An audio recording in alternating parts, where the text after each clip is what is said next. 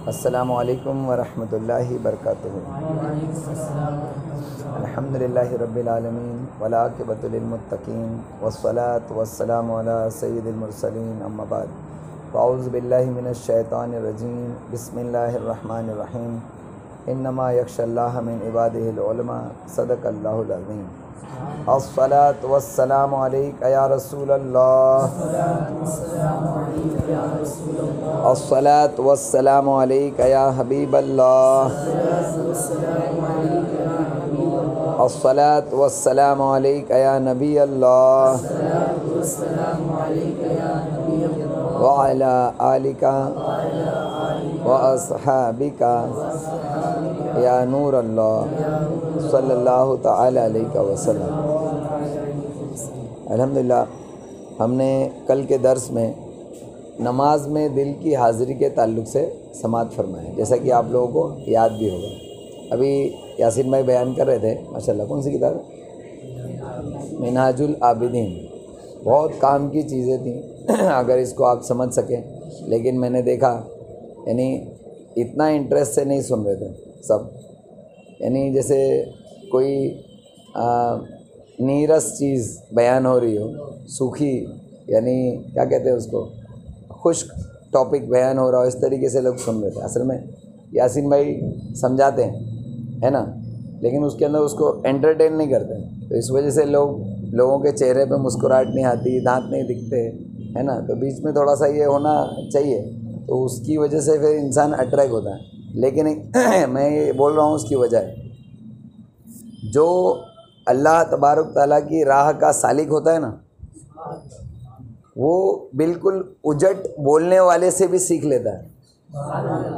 उसको चाह होती है जिस तरीके से, इसकी एक मिसाल है आप एक पेड़ को कहीं लगा दो ज़मीन में, उसके बाद उसमें पानी मत डालो, उसकी जड़ें पानी तलाश करती हैं। ज़मीन के अंदर है ना, जड़ ऐसी ऐसी जगह जाएगी जहाँ उसको पानी मिल सके। अगर मान लीजिए आपने किसी ज़मीन में कुछ उगा दिया और पानी उसके इस तरफ दाहिनी तरफ है, तो आप अगर उस पेड़ को खोद कर उखाड़ोगे ना, उसकी जड़ें सब इस तरफ को मुड़ी मिलेंगी, क्योंकि पानी इस तरफ है। वजह क्या होती है? अब जड़ जैसी चीज़ जिसको अल्लाह ताला ने पैर नहीं दिए, वो भी अपना पानी तलाश कर लेती है। लेकिन हम लोग इल्म तलाश करने की कोशिश में नहीं रहते। मिनहाजुल आबिदीन जैसी किताब है, वो इमाम गज़ाली रहमतुल्लाह अलैह की लिखी हुई किताब है। वो राय सलूक है जो उसमें बताया जा रहा है, वो हमारे बड़े काम की चीज़ है। उसको नीरस सुनना, नीरस किसको, कैसे पता चला मुझको कि आप नीरस सुन रहे थे? जो बातें सुभान अल्लाह बोलने की होती है ना, उस पर सुभान अल्लाह जो जितने तवज्जो के साथ और जितने जोश के साथ बोलता है, समझ में आता है कि वो उतने इंटरेस्ट के साथ सुन रहा है। और बिल्कुल खुश्क भी टॉपिक हो तो सुनने वाला अगर इंटरेस्टेड है तो वो हुजूर अलैहिस्सलाम के नाम पर भी जो है वो मचल जाता है, औलिया इकराम के नाम पर भी मचल जाता है। लेकिन हम लोगों को पता नहीं क्यों हरकत ही नहीं होती। तो हम लोग कम से कम, वो दूसरों से हमको शिकायत नहीं, कोई कौन सुनता है कौन नहीं सुनता है, हम लोग जो है ना, उनके अंदर ये क्वालिटी रहना चाहिए। हम लोग जो हैं अल्हम्दुलिल्लाह, अल्लाह ताला ने हमको ये जो सुनने का जो मौका दिया है, उलूम और शरूस सुदूर और मिनहाजुल आबिदीन जैसी किताबें, मुकाशफतुल कुलूब जैसी किताबें सुनने के बावजूद भी अगर हम सुनना ना सीख सके तो क्या सीखेंगे? सुनना सीखो। यहाँ तक कि औलिया इकराम फरमाते हैं कि नसीहत को मानो, अगरचे दीवार ही पर क्यों ना लिखी हो, दीवार पर भी लिखी हो तो उसको मानना चाहिए, समझना चाहिए, इंटरेस्ट से सुनना चाहिए। आप अंग्रेज़ों को देखो, वो हिंदुस्तान में जो फॉरेनर विज़िट के लिए आते हैं, वो पुराने ज़माने के जो मुग़ल बादशाहों के वक्त की जो मोन्यूमेंट्स जो बनाए हुए हैं लोगों ने, ताजमहल है, कुतुब मीनार है, लाल किला है, उसको खड़े हो जाएंगे एक दीवार को तो देखते ही रहते हैं। क्या देखते हैं? उनको इंटरेस्ट है उसमें, है ना। हम आते हैं बस खाली आसपास में यहाँ वहाँ जैसे देखते हैं, और उन लोग एक चीज़ को देखें उसके नक्श निगार तक को देखते हैं, और नक्श निगार तक को जो है वो मैच करते हैं कहीं से जो उनके इल्म में है ना। तो ये सारी कमी किस चीज़ की है कि हमने पहले से बहुत कुछ जब सुना हुआ होता है ना, तो हमको जो कुछ नया मिलता है, जैसे ही मिलता है, हम उसको उठाकर सब जगह मैच करके और उससे मामला अखज़ करना सीखना चाहिए। पता नहीं ये भी जो मैं बोल रहा हूँ वो समझ में आ रहा है या नहीं आ रहा है? ये बहुत बड़ी चीज़ है।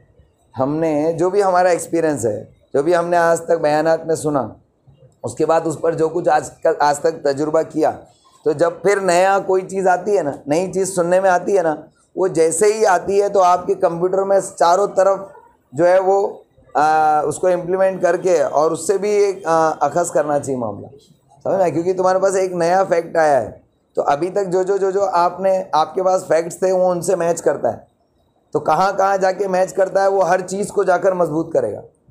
जितनी अभी तक तुमने जिन चीज़ों को सीखा और उसके अंदर अपना एक यकीन बना कर रखा है, उस यकीन को ये चीज़ पहुंचकर पानी का काम करती है।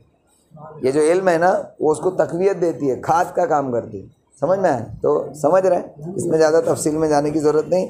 हमारा जो असल मौजू है उस पर आते हैं, और बहुत इंपॉर्टेंट मौजू है नमाज, जिसके ताल्लुक़ से हमने कल सुना, कुछ लोग नहीं थे और वो सिर्फ आधा ही पेज था जो कल बयान हुआ, इतना लंबा चौड़ा। उसको हम फिर से इंशाल्लाह रिवाइज़ करते हैं ज़रा जल्दी से इंशाल्लाह।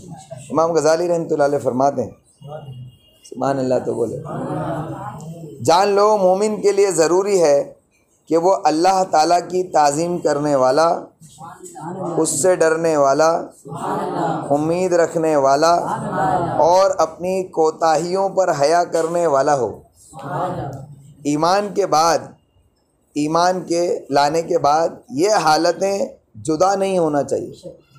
नमाज में तो होना ही नहीं चाहिए, उसके अलावा भी ये हालतें जुदा नहीं होना चाहिए। कल सुनी थी ना ये बात, हमारे अंदर ये चीज़ें हमेशा एनी टाइम रहना चाहिए। मैंने आपको कल मिसाल दी थी, चलते फिरते भी हम इसी मोड में रहना चाहिए। इसको कहते हैं मोड। जैसे आपका मोबाइल साइलेंस मोड पर होता है, फ्लाइट मोड पर होता है, तो आप हमेशा राय सुलूक मोड पर रहें, इंशाल्लाह रहेंगे ना इंशाल्लाह। अगरचा उनकी कुव्वत यकीन की कुव्वत के बराबर हो, अगर नमाज में ये बातें जुदा होती हैं तो उसकी वजह इंतशार फ़िक्र और सोच का बढ़ जाना है। ये चीज़ें हमसे जुदा होने की वजह इंतशार फ़िक्र और सोच का बढ़ जाना है। नमाज ही में नहीं, बल्कि हम दुनिया में भी ये सारी चीज़ें, जो लोग इससे दूर है ना, दीन की तरफ आते नहीं, दीन की तरफ इल्तिफ़ात नहीं करते, इज्तिमात की तरफ नहीं आते, दीन का शौक़ नहीं, इल्म हासिल करने का शौक़ नहीं, महफ़िलों में शामिल होने का शौक़ नहीं, उसकी वजह क्योंकि उनके तफक्कुरात और उनके ख़यालात जो है कहीं और हैं, जिसकी वजह से वो यहाँ पर जम नहीं पाते, उनको दूसरी चीज़ें खींचती रहती हैं। तो ये इंतशार फ़िक्र और सोच का बढ़ जाना, ये ही वजह है कि ये सारी चीज़ों से हम खाली हो जाते हैं। और मुनाजात से दिल का गायब हो जाना भी इसकी वजह है, और नमाज से गाफिल होना इसी वजह से है। नमाज से वही ख़यालात तवज्जो हटाते हैं जो दूसरी तरफ मशगूल रखते हैं। लिहाजा दिल को हाजिर करने का इलाज इन ख़यालात को दूर करना है, इन ख्याल को दूर करना। और ये ख्याल जिन चीज़ों की वजह से आते हैं उनको भी दूर कर देना। ना रहेगा बांस, ना बजेगी बांसुरी, ठीक है ना इंशाल्लाह। अब थोड़ा मुस्कुराए। कल्बी ख्यालात का सबब या तो खारजी बात होती है, या तो बातिनी बात होती है ना। खारजी किसको कहते हैं? हम नमाज़ पढ़ने खड़े हुए तो बाहर जो कुछ चल रहा है, या तो इसकी वजह से ख्याल बढ़ते हैं, और बातिनी यानी जो अंदर से जो फ़िक्रें चल रही हैं, या तो उसकी वजह से होते हैं। अब इसकी तफसील में ना जाते हुए हम डायरेक्ट जो है उस पर आते हैं। फिर वो इन उमूर से दूसरे उमूर की तरफ चला जाता है। जैसे इंसान कहीं नमाज़ पढ़ने खड़ा है, उसको कान में कोई आवाज़ आई है ना, ज़ोर ज़ोर से बम फूटने की आवाज़ आई, जो क्या बोलते हैं ना, वो एक सिलसिलेवार बम फूटते हैं किसी की आमद पर, है ना। मैं तो उर्दू के अल्फाज ही यूज़ करूँगा ना, है ना। किसी की आमद पर सिलसिलेवार जो बम फूटते हैं, है ना, है ना। तो हमारे ख्याल में क्या आता है, हम नमाज़ पढ़ रहे हैं और बजना शुरू हुआ, तो हम क्या सोचते हैं, या तो कोई नेता आया है, या तो किसी बेवकूफ़ की बारात निकल रही है ना, इनमें से और कुछ हो नहीं सकता। तो ऐसी चीज़ें हम सोचते हैं, तो हमारा वो आवाज़ आई और हमारे ख़यालात उस तरफ गए, है ना। और अगर कोई अल्लाह तबारक ताला का खौफ रखने वाला कोई शख्स हो और अल्लाह ताला से हया करने वाला शख्स, जिस पर हया और खौफ गालिब हो और अल्लाह की ताज़ीम गालिब हो, तो ऐसे बम के फूटने की आवाज़ सुनते ही वो और खौफज़दा हो जाएगा कि एक गलत काम हो रहा है, एक गलत काम हो रहा है, और अल्लाह ताला मुझको इससे महफूज रखे। समझ में? वो इस तरीके से फिर से वो और ज़्यादा खौफ ज़दा हो जाएगा कि ऐसी ऐसी बुराइयां चल रही हैं, मैंने भी कभी ऐसी कोई बुराई की होगी, और खौफज़दा होकर और ज़्यादा वो इनकिसारी और ताज़ीम के साथ खड़ा हुआ। दोनों का फ़र्क समझ में आए? तो ये कैसे होता है कि जिस पर ताज़ीम और खौफ गालिब होगा तो वो तो इस मोड में आएगा, और जिस पर ताज़ीम और खौफ गालिब नहीं होगा उसको बाहर की फिक्र होगी, तो अरे हाँ आज नेताजी आने वाले थे, उसी का बम फूट रहा है, यानी हज़रत आ गए, ऐसा जहन में आएगा। बहरहाल तो ये जो ख्यालात हैं वो यहाँ तक जाते हैं, फिर वो फ़िक्रें किसी और तरफ चली जाती हैं। जैसे भी मैंने मिसाल दी, कल भी ऐसी मिसाल दी थी एक और मिसाल कि नेताजी आए, ये आपके ख्याल में बम फूटने की वजह से आया।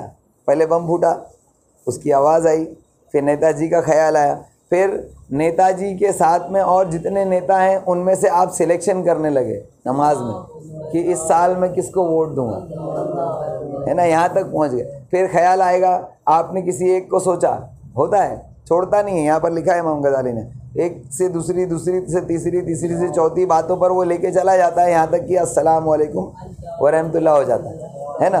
तो नेताजी का ख्याल आया, तो नेताजी के साथ और बहुत सारे नेताओं का ख्याल आया, फिर आपने उसमें से किसी एक को नमाज में चुन भी लिया वोट देने के लिए, है ना।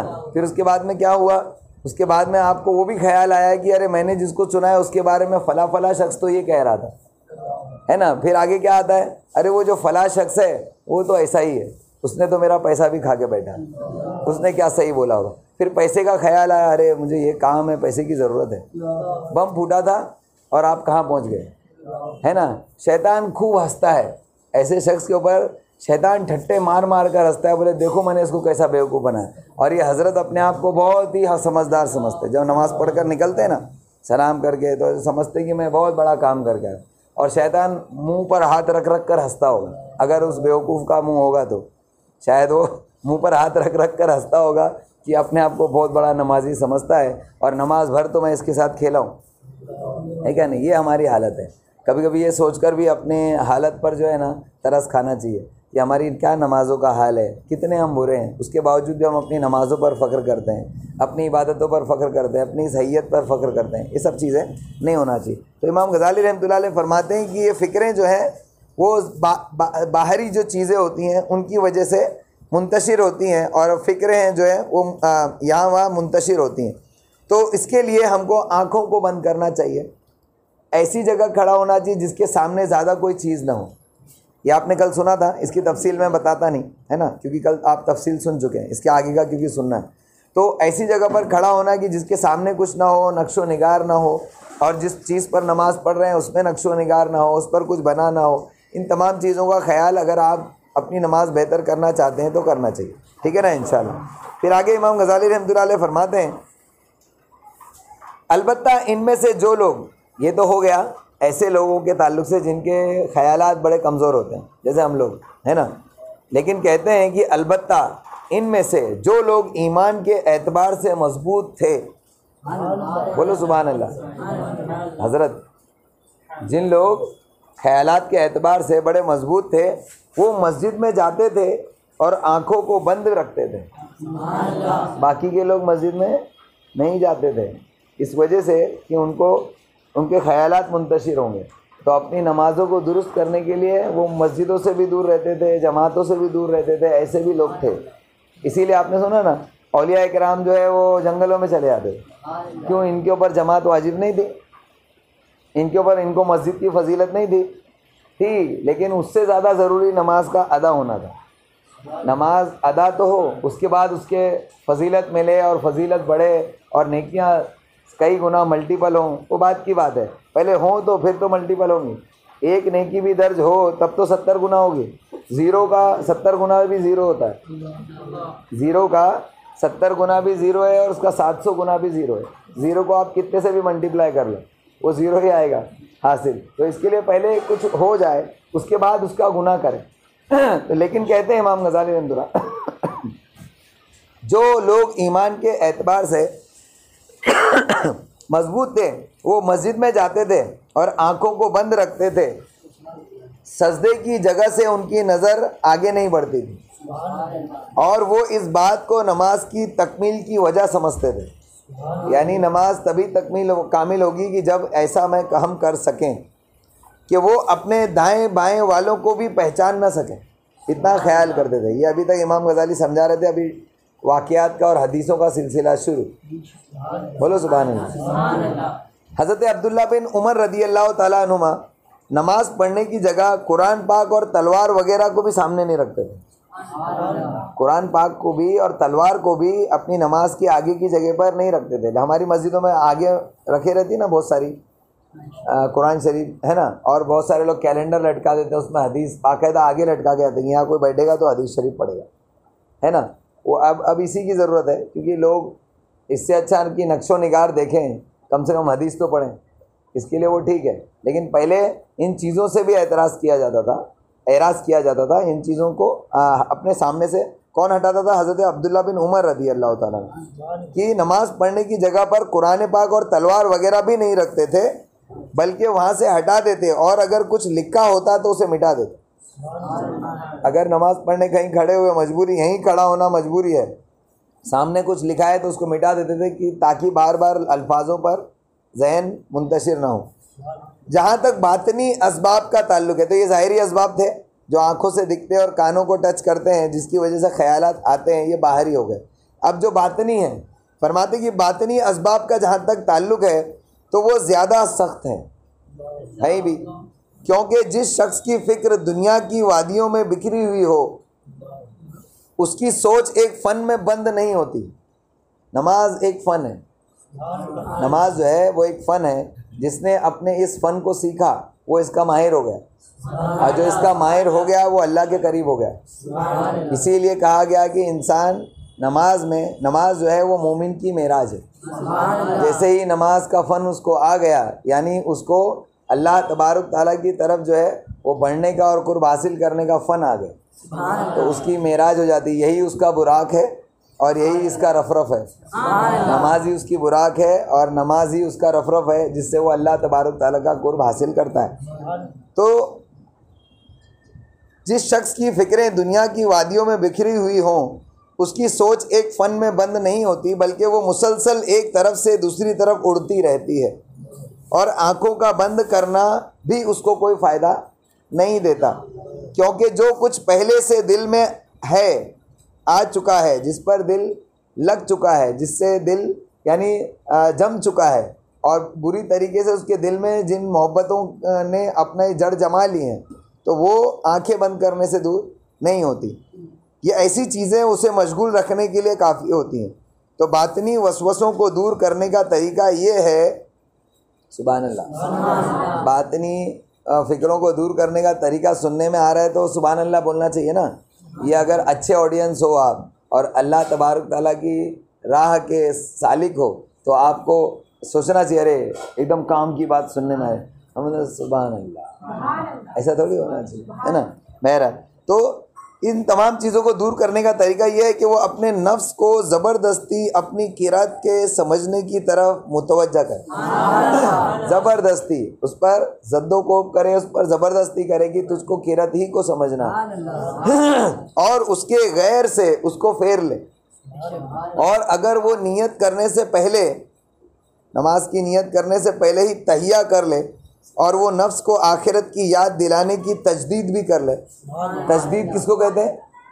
तजदीद करने वाले को मुजद्दिद कहते हैं। तजदीद यानी रिवाइज या रिन्यूएशन कहते हैं। रिन्यूएशन, नया करना। अपने जहन में आखिरत का तस्वुर रिन्यू कर दो, समझ में आया, उसको रिवाइव कर लो, तो फिर उसके बाद जो है नमाज शुरू करो।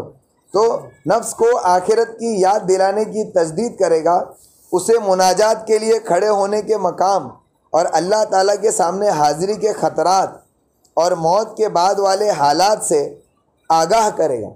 सारे खौफ वगैरह, खशियत वगैरह दिल में लेकर आएगा, फिर नमाज को खड़ा हो, तो इस सोच से भी उसे हुजूरे कल्ब हासिल करने में मदद मिलेगी। ये औलिया इकराम की खानकाहों में मुरीदीन को उनकी नमाज़ें दुरुस्त करने के लिए समझाया जाता था। और आजकल क्या कहा जाता है, इससे दूर रहो, उससे दूर रहो, उसके पास मत बैठो, उसके पास मत बैठो। अरे चलो ठीक है, हम नहीं बैठते तो करें क्या हज़रत, वो तो बताइए, है ना, हम करें क्या? बस तुम हमारे पास बैठो और हमसे यही बात सुनते रहो, पूरी ज़िंदगी इसी में गुजार दो, और तुम्हारी जनाजे की नमाज में कोई वहाबी शरीक नहीं होना चाहिए, बस तुम जन्नती हो। इसे आसानी से जन्नत अगर मिलने लगी तो हो गया। वो सब चीज़ें ज़रूरी है, लेकिन क्या सिर्फ यही कुछ दीन है? ऐसा नहीं। बहरहाल आगे फरमाते हैं कि नमाज के लिए तकबीर तहरीमा कहने से पहले अपने दिल को दूसरे ख्यालात से फारिग कर लेना चाहिए।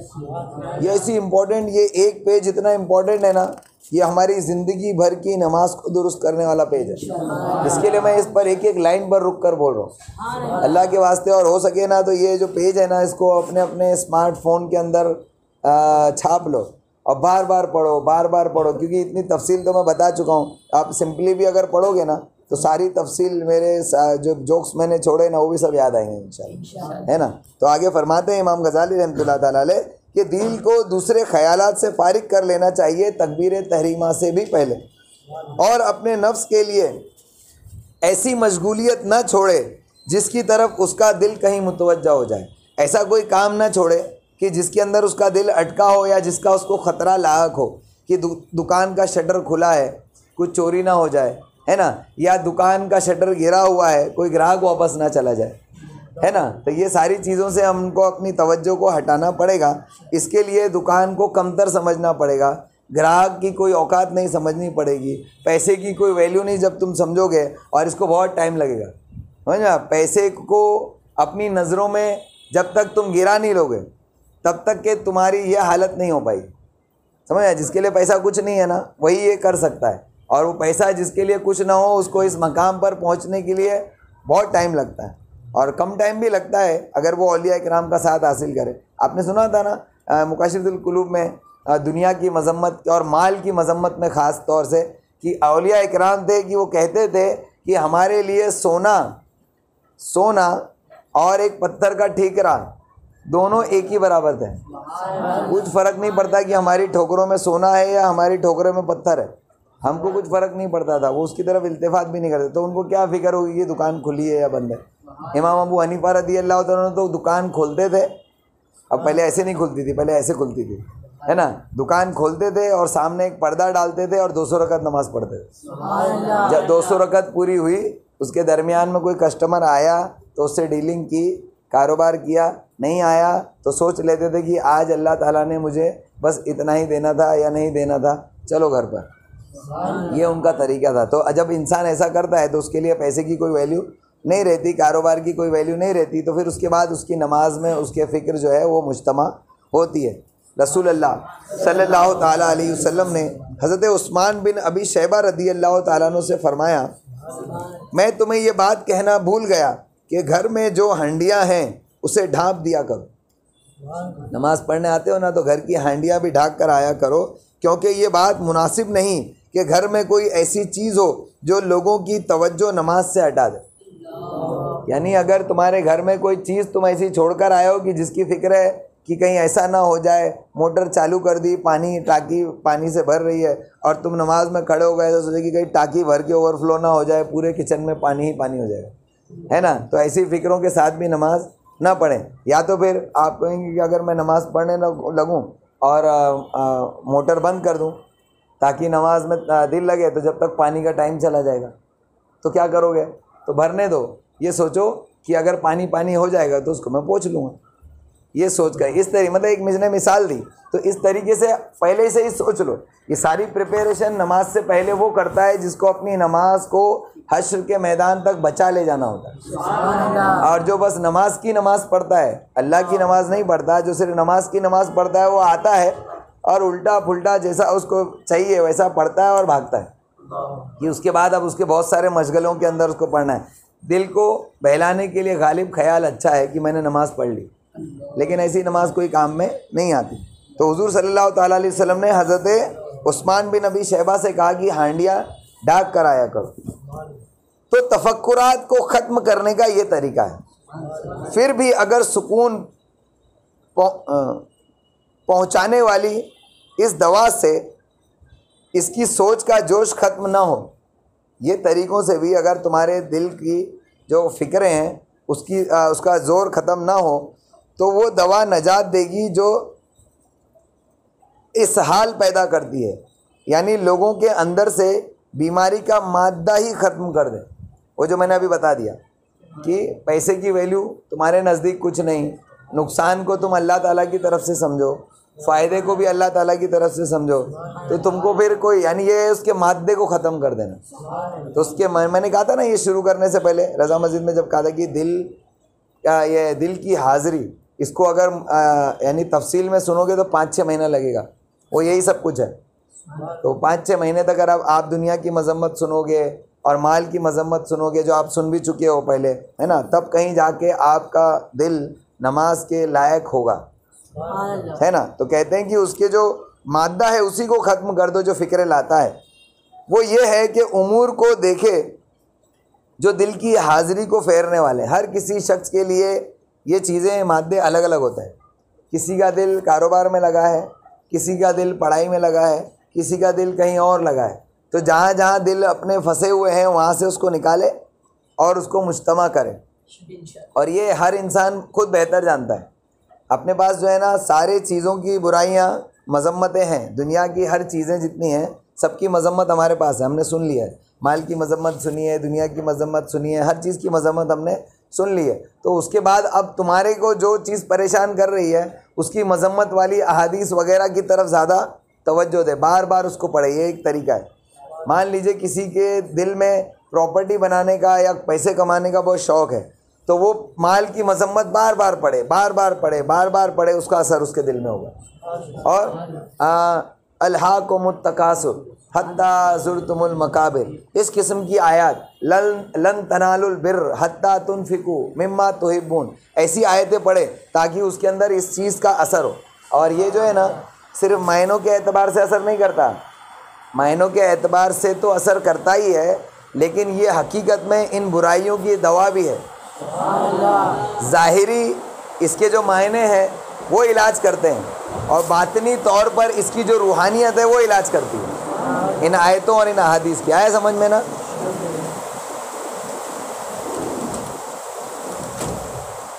और दूसरी तरफ मशगूल रखने वाले जितने भी मामलात हैं उसको दूर करने की कोशिश करें।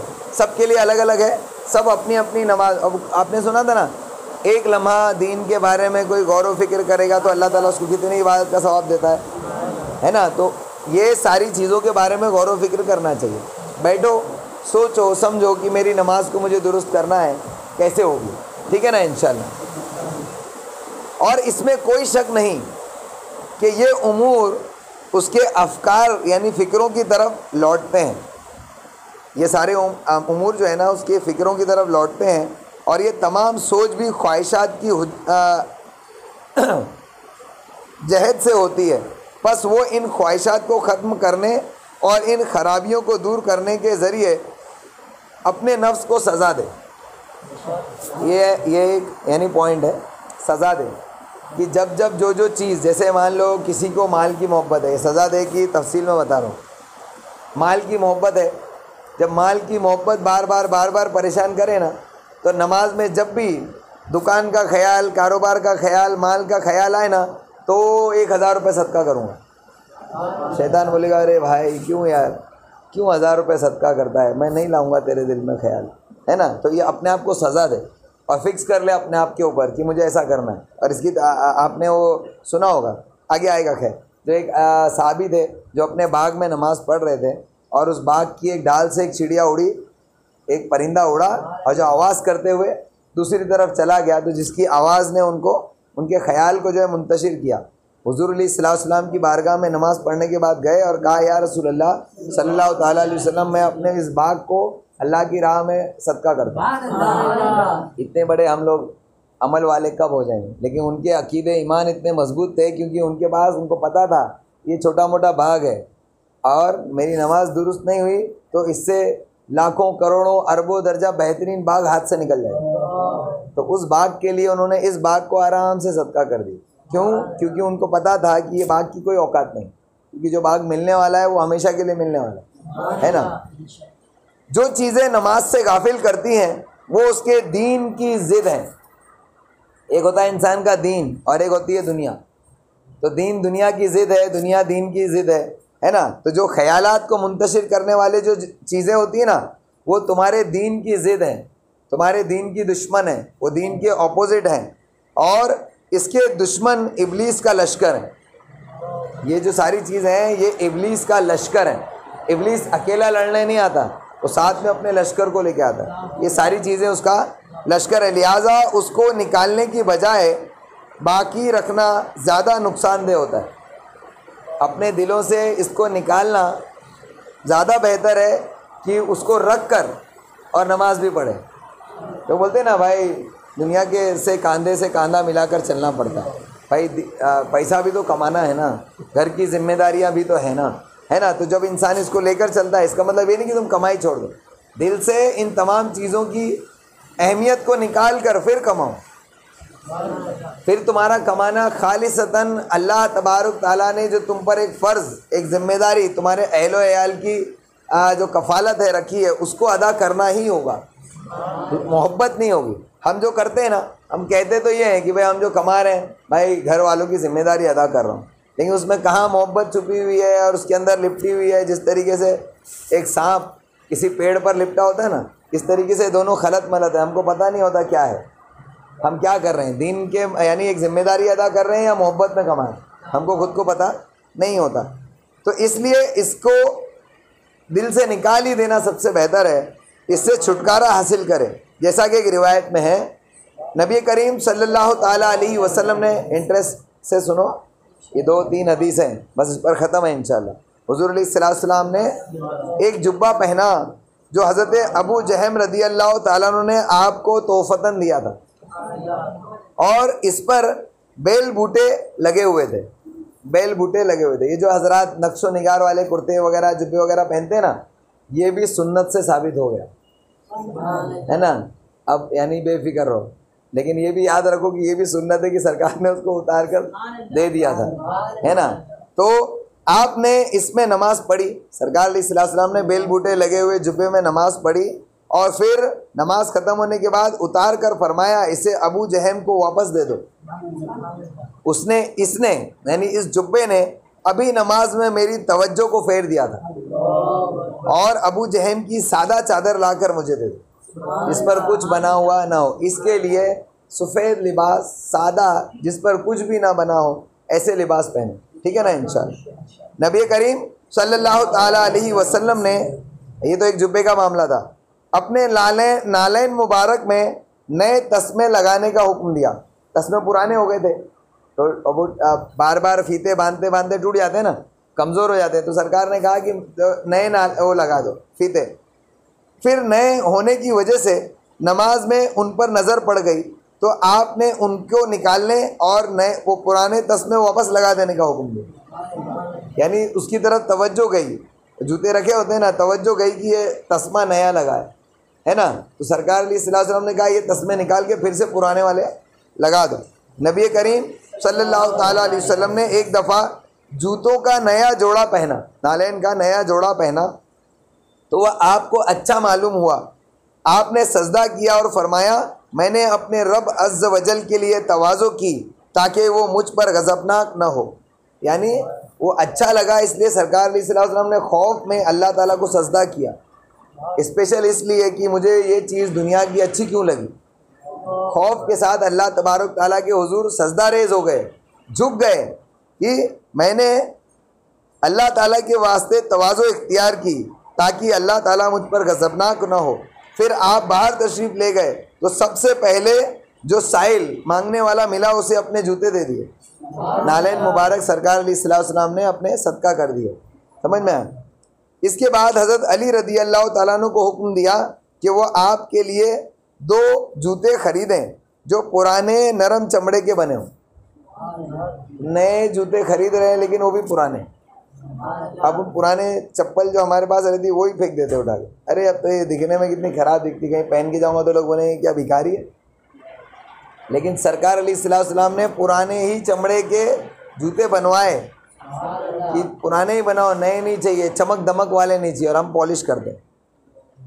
चुनांचा आपने उन्हें फिर उसके बाद पहना पुराने वाले चमड़े के बनाकर। आखिरी चीज़, और सोना हराम होने से पहले नबी करीम सल्लल्लाहु ताला अलैहि वसल्लम की उंगली मुबारक में सोने की अंगूठी थी। आप मिंबर पर तशरीफ़ फरमा हुए कि उसे उतार कर फेंक दिया। सरकार अलैहि वसल्लम बयान करने के लिए मिंबर पर खड़े हुए तो उसकी तरफ तवज्जो गई, तो सरकार ने उसको उतार कर फेंक दिया और फरमाया, इसने मुझे मसरूफ़ किया, मेरी तवज्जो को अपनी तरफ मसरूफ़ किया। मैं एक नज़र इसकी तरफ करता और दूसरी नज़र तुम्हारी तरफ करता था। बयान करने के वक्त उसको देखता था, कभी तुमको देखता था। इसलिए सरकार अलैहिस्सलाम वसल्लम ने सोने की अंगूठी उतार कर फेंक दी। एक रिवायत में हज़रत अबू तलहा रदी अल्लाह ताला अन्हु ने अपने बाग में नमाज़ पढ़ी, जो अभी मैंने आपको बताया। उसमें एक दरख्त था, तो एक भूरे रंग का परिंदा आपको अच्छा लगा, जो उड़कर उस दरख्त पर उड़ते हुए रास्ता तलाश कर रहा था। एक घड़ी आप उसको देखते रहे और मालूम ना हो सका कि कितनी रकात पड़ी है, यानी वो रकात भी भूल गए। उन्होंने रसूलुल्लाह सल्लल्लाहु ताला अलैहि वसल्लम की खिदमत में उस वाक़े को ज़िक्र किया और फिर अर्ज़ किया, या रसूलल्लाह सल्लल्लाहु ताला अलैहि वसल्लम, ये बाग सदका है, जहाँ चाहे खर्च कर दूँ।